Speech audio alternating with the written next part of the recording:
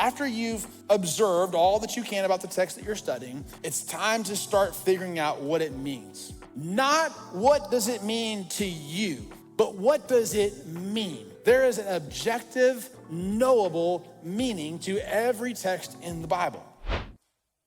There's never going to be different meanings.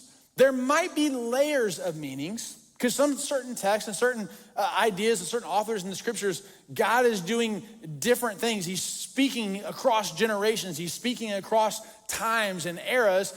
There might be layers of meaning, but never different meanings. And some people throughout church history and across different denominations, they've struggled and they've argued some about what the Bible actually means.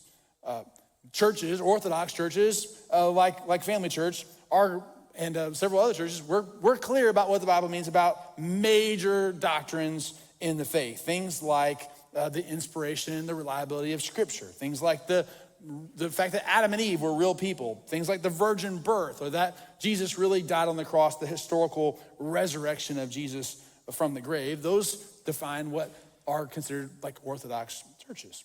There's a second tier of conversation around what the Bible actually means, around things like baptism or the expression of spiritual gifts, that churches tend to say, hey, we agree on major stuff, but our church sees these things a little bit differently than other churches or perhaps other different denominations. And then there's kind of a third tier of disagreement or conversation around what texts actually mean that happens within people that are in the same church. They don't have to break fellowship over it.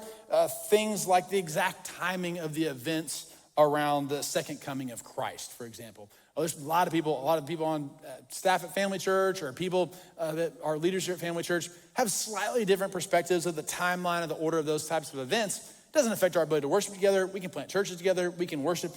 At the end of the day, we're gonna get to heaven. Somebody's gonna be right, somebody's gonna be wrong, but it doesn't affect our ability to do those things. But the text means what it means. It doesn't mean what it means to you or to somebody else. It means what it means.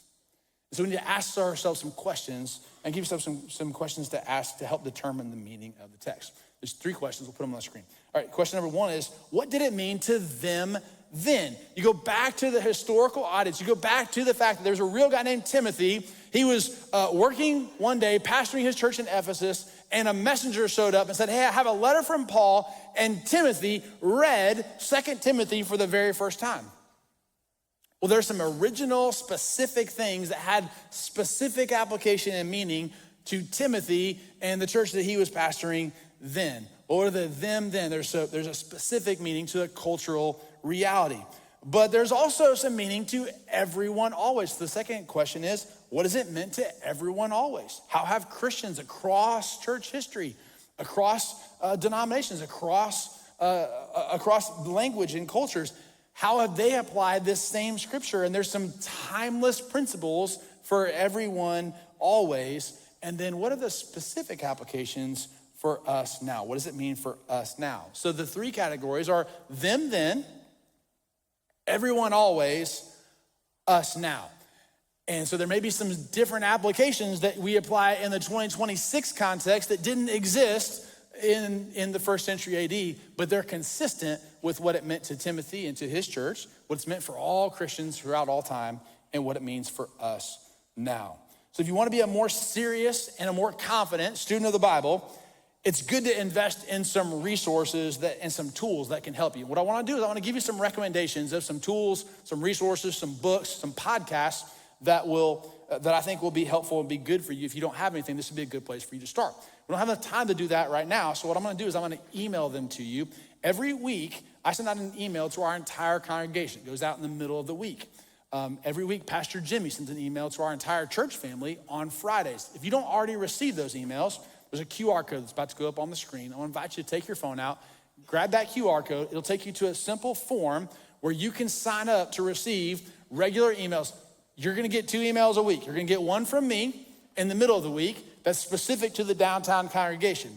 This week, I'm gonna give you a whole list of Bible study resources and tools and podcasts and articles and things that you can invest in for yourself that'll help you learn how to study the Bible, a Bible reading plan that you can start right there that day, And then on Fridays, you'll get an email from Pastor Jimmy with a link to a YouTube video that he sends out every single week to our entire congregation. That's what's gonna happen. We're not gonna sell your email or anything like that. Just if you want that, it's out there for you, and I'll give those to you this week.